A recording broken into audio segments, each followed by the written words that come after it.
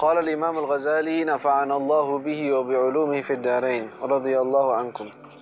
Qala Syekh al-Imam al-Alim al-Allamah Hujjatul Islam Barakatul Anam Abu Hamid Muhammad bin Muhammad al-Ghazali At-Tusi qaddasallahu ruhahu wa nawwara dharih. Alhamdulillahi haqqa hamdihi wassalatu wassalamu ala khairi khalqihi Muhammadin rasulihi wa abdihi wa ala alihi wa sahbihi min ba'dihi. Sama enggak itunya mukadimahnya? Hah? Bidayatul Hidayah. Udah? Sama yang itu kan? Amma ba'du. Jadi sekarang ana bacakan dulu, nanti ana artikan. Amma ba'du fa'lam ayyuhal harisu al-muqbilu ala iktibasil ilmi al-mudhhir min nafsihi sidqa ar-raghbati fihi wa farta ta'attushi ilayh. أنك إن كنت تقصد بطلب العلم المنافسة والمباهاة والتقدم على الأقران واستمالة وجوه الناس إليك وجمع حطام الدنيا فأنت ساع في هدم دينك وإهلاك نفسك وبيع آخرتك بدنياك فصفقتك خاسرة وتجارتك بائرة ومعلمك معين لك على عصيانك وشريك لك في خسرانك وهو كبائع سيف من قاطع طريق كما قال صلى الله عليه وسلم من أعان على معصية ولو بشطر كلمة كان شريكا له فيها. طيب. Beliau Imam Al-Ghazali mengatakan alhamdulillah segala puji bagi Allah haqqa hamdihi dengan pujian yang hak, dengan yang patut bagi Allah Subhanahu wa taala.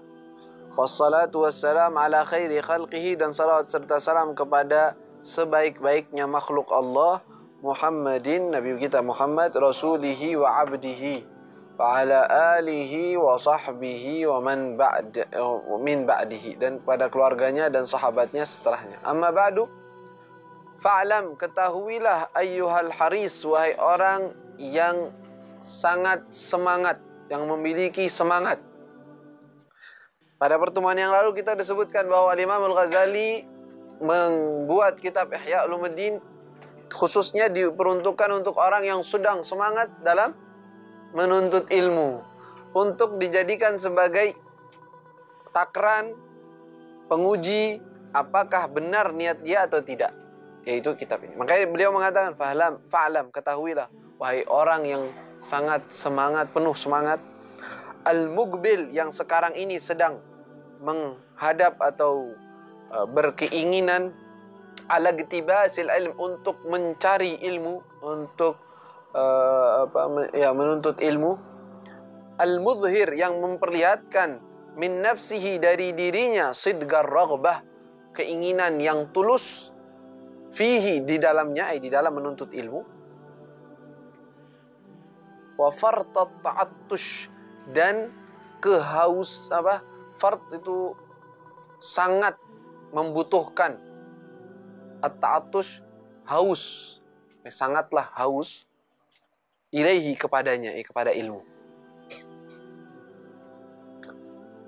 Udah? Ini orang yang semangat. Annaka, bahwasanya engkau ini, in kunta, apabila engkau, taqsidu, bertujuan, bitalabil ilmi, dengan menuntut ilmu, al-munafasah, untuk membuat bersaing dengan orang-orang, wal mubahah, atau berpamer-pameran, berpamer diri, wat taqaddum, atau untuk engkau itu menjadi yang terdepan, alal aqran, terhadap teman-temanmu, wastimalata, dan untuk memalingkan, istimalah, memalingkan, wujuhin nas, wajah-wajah orang-orang, ilaika, kepadamu, cari ketenaran lah. Nanti kita akan jelaskan. Kita arti kata dulu. Wajam'a hutamin, dan tujuanmu untuk mengumpulkan hutam. Hutam apa ya? Kayu bakar. Hutam. Sisaan atau sesuatu yang tidak berharga dari dunia. Maksudnya mengumpulkan dunia. Hutamid dunia maksudnya dunia. Fa anta, maka engkau ini sa'in, sedang berjalan fi hadmi, dalam menghancurkan, merobohkan dinika, agamamu. Engkau sedang berjalan dalam merobohkan agamamu, merusak agamamu. Wa ihlaki nafsik, dan membinasakan dirimu. Wa bai'i, dan engkau menjual akhiratmu bidunyaka, dengan duniamu. Dijual akhiratnya dengan dunia. Fasafgatuka khasirah, maka perdaganganmu ini, yang engkau tuju ini, maksudnya perbuatanmu ini, khasirah, rugi. Wa tijaratuka, dan perdaganganmu ini, sama aja, safgah sama tijarah satu, perdagangan juga. Bairah, rugi, tidak ada harganya. Wa muallimuka, dan orang yang mengajarimu, muallimuka mu'inun laka, sedang membantu engkau, ala isyanik, dalam kemaksiatanmu. Wa syarikun laka, dan dia itu satu jalan denganmu. Syarik, sekutu, bersamaan. Fi khusranik, dalam kerugianmu. Wa huwa, dan dia itu, ay muallimnya, dia itu, kabai'i sayfin, seperti orang yang sedang menjual pedang, min qati'i tariq, kepada orang yang sedang qati' tariq, begal. Orang begal, perampok. Qati' tariq bukan memotong jalan. Kalau arti katanya potong, qati', potong. Tariq jalan, potong jalan. Bukan potong jalan, maksudnya mau begal, mau rampok. Kama qala sallallahu alaihi wasallam, sebagaimana disabdakan oleh Rasulullah sallallahu alaihi wasallam. Man a'ana ala ma'siyatin, siapa orang yang membantu terhadap kemaksiatan, walau bisyatri kalimatin, walaupun dengan sepatah kalimat, kana syarikan lahu fiha, maka dia itu syarik, bersekutu dengan perbuatannya itu. Coba lihat, Imam Al-Ghazali pada awal kitabnya, beliau langsung tembak. Tujuanmu apa? Nah, niatmu apa? Langsung. Nah, engkau sedang semangat mencari ilmu. Bagus. Tar dulu tapi. Tujuanmu apa? Apakah tujuanmu untuk taksidu bital munafasat, bersaing dengan orang? Nah, saya mau jadi terkenal, jadi dai, jadi orang-orang ini gak pantas ini menjadi dai. Saya yang harusnya. Apa tujuanmu itu? Atau mubaha, pamer diri? Mana orang-orang, biasa. Saya yang bakal jadi ngerti agama bener, dari kitab bener, yang belajar bener. Sekarang yang mubaha, sekarang ini kita di zaman dari Allah. Yang mubaha, yang bersaing ini, yang gak ngerti agama aja bersaing. Yang bodoh aja bersaing, karena semua orang mau terima. Yang penting bisa berbicara. Nah ini enggak, sekarang saya mau belajar bener-bener, tetapi saya sikat semua mereka itu. Nah, tujuanmu seperti itu? Hah? Mau bersaing? Atau mencari nama? Hah? Cari nama biar terkenal. Lumayan kalau udah terkenal, honornya besar. Dipanggil sana sini. Nah, jadi dunia. Makanya kata beliau, atau engkau ingin bersaing terhadap orang-orang sekitarmu. Wah, orang-orang yang sekelas ana sih nggak ngerti apa-apa. Ana. Ini kalau dalam urusan agama, bagaimana kalau urusannya bukan agama lagi? Kenapa saya mencari? Ya. Nah ini lebih parah kalau urusan agama dijadikan itu tujuannya. Kalau urusan dunia memang ke dunia. Ya. Tapi urusan agama yang harusnya dia bisa mencari keridhaan Allah dijadikan sebagai bahan untuk dunianya dia. Rugi. Wastimalat wujuhun nas ilaik, atau pengen orang-orang itu biar mandangnya ke ente semua. Kiblatnya ke ente. Ini bahaya nih. Orang-orang carinya ente aja, orang-orang dengernya ente aja. Tahu anda siapa. Saya mau menunjukkan siapa diri saya, kan gitu orang-orang tuh. Nah, kalau agama dijadikan sebagai wasilah seperti itu, bahaya.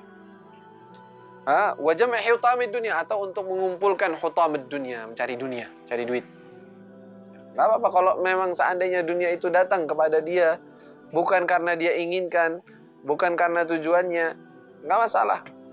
Tapi kalau tujuan utamanya dunia, kenapa dia berdakwah? Lumayan, Ustadz sekarang honornya lumayan. Panggil sana, panggil sini, bisa hidup, bisa mewah. Apalagi nanti ada orang baik, kasih ini, kasih tanah, kasih. Jadi tujuannya itu. Ente yang ngajarin orang akhirat, minta Allah, terus habis itu tujuan ente itu. Memalukan sekali. Lain dengan orang yang dia tidak jadikan tujuan, tetapi dunianya datang ke dia. Baik, dia nggak bertujuan kepadanya. Tapi ini juga bahaya. Nggak semudah ngomongnya. Nggak semudah ngomongnya. Oh, nggak apa. Tujuan saya enggak, saya untuk akhirat. Iya, tapi Allah tahu apa yang dalamnya. Coba kalau diambil semua ini, nangis gak ente?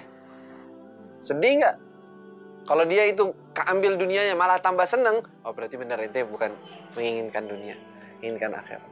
Tapi kalau kehilangan mobil, mobil anak kecolong, padahal mobil dikasih orang. Kecolong, sedihnya 10 hari semua ceramah diucapin, mobil saya dicuri. Maksudnya apa ente? Maksudnya biar orang lagi ngasih. Apa gimana? Kita nggak mau ini, jangan hati-hati. Yang belajar di sini bukan masalah kita mau ngoreksi orang. Saya nggak mau ikut-ikutan. Kita nggak mau koreksi orang. Dari sekarang kita ambil ilmu belajar di sini bukan untuk mengoreksi orang, tapi untuk kita sendiri. Jadi kalau ente lihat, wah ini kayak kata Habib nih, orang ini nih tujuan dunia nih, ulama su nih, gitu. Anak nggak ngajarin ente begitu. Jangan menuduh orang. Tujuan orang ente, walaupun benar-benar tujuannya salah, jangan menyebutkan nama-nama mereka atau apapun. Sifat nggak apa-apa kita sebutin. Bahwa ini sifat yang benar tuh begini-begini, nggak apa-apa. Walaupun nanti ketujuh pada siapa, itu salahnya dia yang punya sifat itu. Tapi kalau kita fulan bin fulan, itu tuh kayak begitu tuh ulama su. Jangan sekali-kali seperti itu. Kenapa? Karena belum tentu. Yang barangkali dia dalam keadaannya itu nggak benar, tapi besoknya dia taubat. Jadi orang benar, tapi ucapan ente nggak bakal hilang. Jangan, makanya jangan nilai orang. Jangan nilai orang. Kita mengedepankan husnudzon, tetapi nanti kalau dalam urusan menuntut ilmu, ente nilai orang. Bukan untuk dinilai di depan orang, bukan untuk nulis di status atau untuk berbicara sama teman, bukan. Untuk ente mau ngambil ilmu dari dia atau tidak. Nggak apa-apa ente nilai. Itu dibolehkan. Nilai bukan dengan ucapan. Misalnya, ente duduk sama dia, ente dengerin. Coba dulu ini bener nggak? Ngajaknya nanti nggak bener lagi. Atau ngajarinya nggak bener. Atau dia sahib takwa atau tidak. Yang diajarkan, manhaj yang dia ajarkan itu benar apa tidak? Sesuai dengan ahli sunnah yang benar. Sesuai guru-gurunya atau ngawur sendiri ini. Kan bisa aja. Ente tes, ente lihat, nggak masalah. Tapi jangan sekali-kali datang dengan tujuan seperti itu. Atau nanti terus-terusan dites gurunya. Jangan. Kalau sudah serak, sudah bismillah. Kalau tidak, tinggalkan dia. Nggak usah dijadikan status nanti dia di Facebook ente atau di mana-mana. Jangan. Oh, guru ini sih nggak usah. Ahli dunia ini, sukanya cuma minta duit, cuman ini. Jangan. Ente nggak cocok sama dia, nggak suka. Kalau mau nasihat, lain lagi caranya. Bukan begitu. Kecuali ada orang datang ke ente. Ana mau tanya ente. Ana mau belajar sama guru fulan. Menurut ente gimana? Dan ente tahu, oh ini guru nggak benar misalnya. Kurang. Kalau menurut ana jangan. Kenapa? Ana ngeliat dia begini-begini, ana kurang cocok kalau kayak gitu. Hasan buat ente itu. Itu nggak apa-apa, nasihat. Tapi ditulis semua orang, buka aib orang di semua orang. Dah lah, jangan. Jangan. Kan kayak gitu. Taib. Wajam hutamid dunia. Maksudnya tujuannya belajar untuk kumpulin dunia. Lumayan, ana dapat duit, dapat ini, dapat. Nah, jangan jadikan tujuan. Ya. Taib fa anta. Maka kalau ente begitu kata beliau, engkau sedang menghancurkan agamamu sendiri. Ya Allah. Menghancurkan dirimu sendiri. Dan menjual akhiratmu dengan dunia yang tidak ada harganya. Dan yang lebih parah lagi, yang ngajarin engkau sama kayak ente juga. Makanya orang-orang dulu tuh kalau orang-orang mau talibul ilm, dites. Dites ikhlasnya. Dites kesungguh-sungguhannya. Lain nama kita ngiklanin. Meminta. Ini zaman ini begini udah. Kalau nggak diiklanin, nggak ada yang mau belajar. Gimana lagi? Yang guru sok sibuk, yang murid sok sibuk juga. yang butuh ilmu, padahal dia butuh ilmu, dia selalu sibuk, oh saya nggak bisa, nggak pernah minta datang, Ustaz, Habib, ente ada waktu nggak? Anak mau belajar sama ente. Wah itu, Masya Allah, jarang sekali itu. Anak mau belajar sama antum kitab, mau belajar yang bener. Nggak ada udah yang ngomong kayak gitu. Tawarin dulu sama orang, dia siapa yang mau belajar silakan. Kenapa? Ya sudah, sarana begitu deh, dunia sekarang begitu. Kalau dulu, orang-orang pada mau belajar agama, oh berbondong-bondong. Saya mau dengar hadis, saya mau dengar ini, saya mau belajar. Dites sama mereka, ini tujuannya dunia, apa tujuannya akhirat? Maksudnya dia apa nih? Imam Ahmad bin Hanbal, lihat kita, biar kita tahu contoh aja, orang dulu kayak gimana. Imam Ahmad bin Hanbal ketika dia sudah jadi alim, sudah jadi orang besar, jadi imam, ada seorang murid datang dari luar kota, mau belajar hadis, mau dengerin hadis dari Imam Ahmad dan fikihnya Imam Ahmad. Datang jauh, dari mana? Dari kota ini. Udah, mau nginep sini dah. Silahkan, nginep di rumahnya Imam Ahmad nih. Disediakan tempat tidur dan disediakan tempat wudhu. Orang dulu nggak ada kamar mandi gitu, wudhunya di situ deh, pojokan, kasih air. Imam Ahmad datang pagi harinya, subuh, mau bangunin orang, ngajak sholat subuh. Ngajak sholat subuh, ini orang masih tidur. Masih tidur, azan subuh nih masih tidur. Hah? Ini orang masih tidur. Dilihat air nggak bergerak. Ente semalam bangun nggak? Kata dia. Ya mulai. Enggak bangun. Ya anak. Hah? Ente tujuan kesini mau cari dunia apa mau cari apa? Kok nggak Qiyamul Lail? Udah deh balik lagi. Anak nggak mau ngajarin ente. Baru Qiyamul Lail. Kalau kita sih udah ditolak dari awal kali mungkin. Nah, kelas-kelas kita ya, ustadznya ya ulama semuanya. Tapi bukan berarti tidak. Kita sekarang ini di zaman, memang di zaman akhir udah. Jadi kita mengajarkan ilmu seperti Imam Ghazali mengatakan, walaupun mungkin terkadang ada murid yang kita lihat tujuannya untuk dunia, tapi usahakan ajarkan kepada mereka agar memperbaiki niat mereka. Karena kalau nggak begitu akhirnya repot. Semua diusir-usirin, nggak ada yang belajar. Zaman sekarang udah nggak ada orang yang mau belajar udah. Nah, maunya sekolah, ada titelnya, bisa dapat kerjaan, bisa dapat masa depan yang cerah, ya, dengan pemahaman mereka begitu sekarang. Jadi tetap ajarkan mereka ilmu yang bermanfaat dan selalu tegur mereka untuk ikhlas, untuk lillah, untuk jangan cari nama orang di sisi orang, jangan cari perhatian orang, cari keridhaan Allah Subhanahu wa taala. Itu terus dianjurkan begitu. Udah kelewat banget ini. Hah? Tapi bahwa Kabai Yosef, nah ini dicontohkan sedikit aja. Dan orang gurumu kalau ngajarin kayak begitu dan tahu bahwa muridnya itu bermaksud seperti itu dan dia tidak mau memperbaiki tujuannya, maka guru tersebut syirik. Udah sama aja ini sama dia. Hah? Dosanya sama.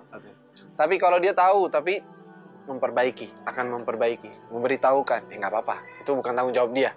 Dia sudah ajarkan yang benar, yang halal, yang haram, yang ikhlas, yang tidak ikhlas, tapi dia tidak amalkan. Itu bukan urusan dia. Tapi kalau dia tahu tujuannya untuk dunia, terus diajarin, tahu, ini pendapat begini, ini fikihnya begini, biar ente tahu, biar ente bisa ceramah begini, biar ente... Hah? Sama udah. Hah? Dan ini contohnya sama kayak orang jual pedang terhadap orang yang mau begal. Tahu jelas-jelas ini perampok. Dipakai pedangnya, pistolnya untuk ngerampok. Menjual pedang ke dia. Haram hukumnya. Padahal jual pedang nggak haram kan? Jual pedang nggak haram, jual pisau nggak haram. Tapi kalau kita tahu ini pisau akan digunakan untuk kemaksiatan, nggak bener, kita jual kepada mereka, ente dapat dosanya juga sama. Padahal jualnya sesuatu yang mubah ya, yang halal boleh dijual. Tapi karena dia tahu dia berbuatnya nggak benar, jadi ikut dosa. Hakala, wallahu taala alam.